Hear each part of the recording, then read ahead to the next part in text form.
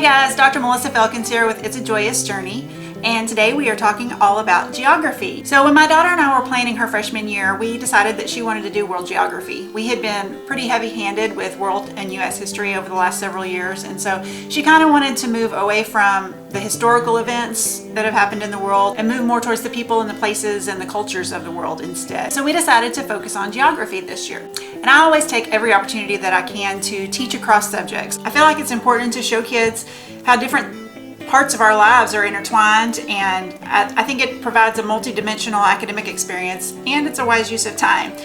So anytime that you can combine credits and teach two subjects in one, go for it. It's great. And art is such a natural element to include with geography because art is all over the place. All people groups across the world have developed their own unique forms of art to help define their culture and tell their story. So when we decided on world geography this year, I immediately suggested art as an elective. It didn't take much convincing. My daughter's pretty artsy anyway, so she was pretty on board with that. And then when we had the idea of getting together with her best friend once a week for them to do art together, that was all it took. But I really needed to find a tool that would just give us the framework for our geography art class. Sure, I could look up projects online as we came to each part of the world. I thought it'd be handy to have something that would have several ideas in one place for us to use as a reference. We had used Trail Guide to Learning when my kids were younger, and we just loved it. And I thought I had remembered seeing a Trail Guide to World Geography course on their website, and so I looked it up, and sure enough, there it was, the high school course, Trail Guide to World Geography. Then I was really excited also to see they had this book called Geography Through Art. And this is what it looks like. You can see all of our tabs up here. This is how excited we are about it. All of these little tabs are things that my daughter has looked through and found and decided projects that she wanted to do throughout the school year. And then bonus, they also had this book, The Ultimate Geography and Timeline Guide. And I was super excited to find that after I read about all of the tools that it includes for teaching geography. So we ended up getting the whole bundle. It came with the Ultimate Geography and Timeline Guide, and then we added on Geography Through Art as an extra resource. And so we're using all the resources in that bundle to teach our world geography class for a high school credit, but today we're going to focus on just Geography Through Art and the Ultimate Geography and Timeline Guide. I know a lot of homeschool families have children of multiple ages in their family, and so just to let you know, both of these resources can be used K through 12. So don't hesitate to get them if your kids aren't quite to high school yet, or even if your kids are about to start school. These resources you will want to have on your shelf throughout your homeschooling journey. Let's talk about Geography Through Art. This little book is like a treasure trove of cultural art ideas. It features 27 different countries from 6 continents and has over 100 projects. It gives background on the continents and the art forms and includes a materials list and instructions for each project. I told you could use this book with multiple age ranges. The way that they show you how to do that is their star levels. They've got either 1, 2, or 3 stars next to each project, and that shows you whether it is primary, intermediate, or secondary level. And we have found that we can take those projects that are meant for the lower grades, we can make them a little bit more advanced to meet our high school needs, and we've done that several times. For example, instead of using cardboard tubes to make rain sticks, we actually used bamboo. And rather than using crayons and wax paper for the stained glass, we actually mixed paint and glue together, and the girls painted on actual glass to make it look more like real stained glass. So even when we've needed to do a little bit of research to make a project a bit more challenging for our high school students, we've still greatly appreciated Geography Through Art because it has the ideas there as a jumping off point. So whether it's meant for the primary or secondary students, it can be modified to fit whatever age level that you need. What kind of supplies do you need for Geography Through Art? I would say the majority of the projects in Geography Through Art can be completed with basic art supplies that most homeschooling families probably have around the house. If you want to take it up a notch and make things a little bit more authentic, you can find most of what you need at the hobby store or through Amazon. One thing that we have purchased that we've used over and over again is a quality carving kit. We have used that on clay, wood, soap, and it seems like the kids pull it out every time we're doing a project. It comes in handy for something. So get yourself a good quality carving kit from Amazon and you'll be happy that you did. What types of art does Geography Through Art offer? There are a wide range of different art projects in this book. There's several quick sketches that give students the opportunity to practice their drawing skills. There's plenty of opportunity to use painting and sculpting techniques, but then there's also paper mache, paper crafting, foam crafting, salt dough, chalk, stamping, fabric work, string art, sand art, carving.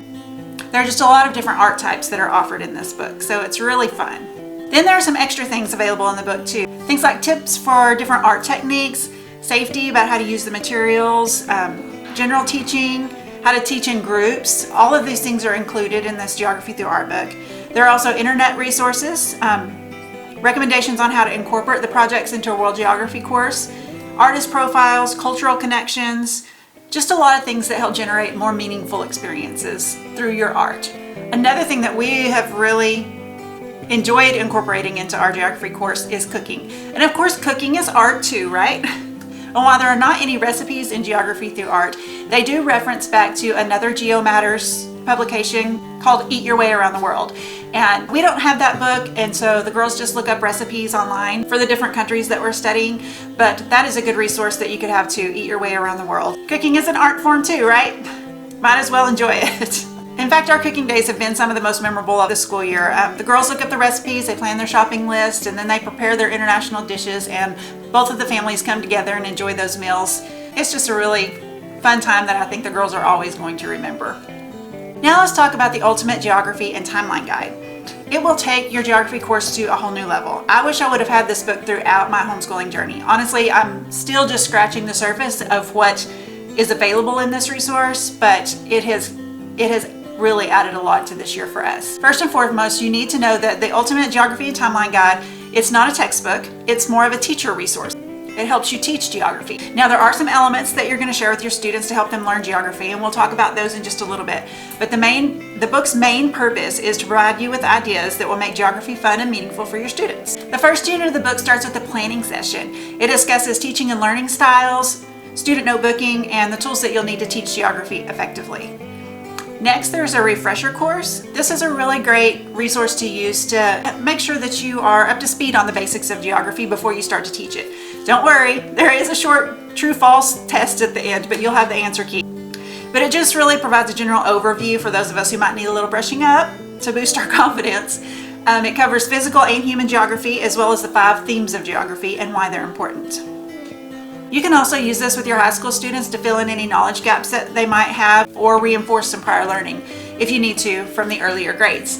In general though, it's just a really good reference to have to refer back to when questions come up about basic geography terms and principles. And finally, you can't teach geography without maps, so there are all kinds of tips about maps and how to use those as well. The next unit helps you make geography more fun. There are all kinds of activities available that will help you to connect geography to the real world and real people. And it's just really got some neat ideas, collecting stamps or postcards of currency from around the world, establishing pen pals, following a dollar bill around the world, seeing where it goes. That's just a few examples of things that are in the book. Then of course food comes up again in this book as well, because people like to eat, right? And it's really fun and interesting to see and taste all of the different foods from the cultures around the world. Now, I mentioned this earlier, but anytime you can connect your subjects together, it's a great idea to do that. And in the Ultimate Geography and Timeline Guide, they show you how to connect geography to literature, science, math, history. They've even got a whole literature unit study that you can use. You know, life doesn't happen in a bubble, and neither should learning. So make sure that anytime you can, you're teaching across those subjects. Okay, so remember how I told you there was some content in this book that you could share with your students to help them actually learn geographical facts, as opposed to just a teaching resource, which is what the majority of the book is? Well, that's what Unit 4 is all about. There's a middle school chapter that gives information on each continent and select countries from that continent, as well as mapping activities for each. And then there's a high school chapter, and it takes the mapping to a deeper level and provides challenge questions for each continent. And then there are essay question suggestions available as well. And remember, you'll use all of this content together with the Trail Guide to World Geography from GeoMatters in order to make this a complete high school geography 1-credit curriculum. Just a note about that, you will need some other resources as well. Those are available in the bundle. There's some atlases and things like that, and then get a really good almanac. I suggest the National Geographic Almanac because the pictures in that are just amazing from around the world. But you'll need those resources as well. The final unit of the Ultimate Geography and Timeline Guide covers the use of timelines. in quite a bit of detail. But why do you need timelines when we're talking about geography? Well, geography and history are eternally intertwined. Nations have been defined and redefined century after century through the events of history. Is it absolutely necessary to study history alongside geography? Well, the authors of this book highly encourage you to teach them concurrently. I don't necessarily think it's critical as long as you've provided a strong foundation of history throughout your homeschooling years. Although I do believe that you should include some geography when you're teaching history to give your students a reference point of where different historical events have taken place. But I don't think you necessarily have to teach history when you're teaching geography. It just depends on what your background is, what your student's background is, and where you plan to go next. However you decide to do it though, the guidance that you'll find in the Ultimate Geography and Timeline Guide will have you set up to create amazing timelines that will have personal significance to your students. And then the final thing that I want to talk about the Ultimate Geography and Timeline Guide is the digital resources. It comes with a PDF file with 180 pages of digital resources. And this is where it all came together for me. They have flashcards with geography terms, activity sheets, all of the middle and high school content that I talked about that will give your students information and help them with mapping activities and things like that. All of that is available to print out for them to put in their notebooks so they don't have to flip back and forth with the book all of the time. That way the book is available to you also, and you don't have to share it with your student. You can just give them the pages that they need, and then you can keep the book as your teacher resource that you need. Also, there are timeline templates and tons and tons of timeline figures that you can print out and color, write on, whatever you need to put on your personalized timelines if you want to use those. So, final thoughts. I believe that both Geography Through Art and the Ultimate Geography and Timeline Guide are must-haves on your homeschool shelves for all grade levels, K through 12. Like I said, I wish I would have had these from the beginning of my homeschooling journey with my kids. But I'm happy that I found them now, and we will use them to their fullest extent that we can for the years that we have left. One thing that you want to keep in mind though is that you will not be able to utilize everything in these books in one school year. It's just impossible to do. But I will tell you that I think you'll find yourself returning to them over and over again, year after year, to just glean every little nugget of goodness that you can from them, because they are really packed full of information that you can use to help your students explore our amazing world. Don't forget to visit us at itsajoyousjourney.com, Facebook, Instagram, and Pinterest at It's a Joyous Journey, and on Twitter at A Joyous Journey. Happy homeschooling!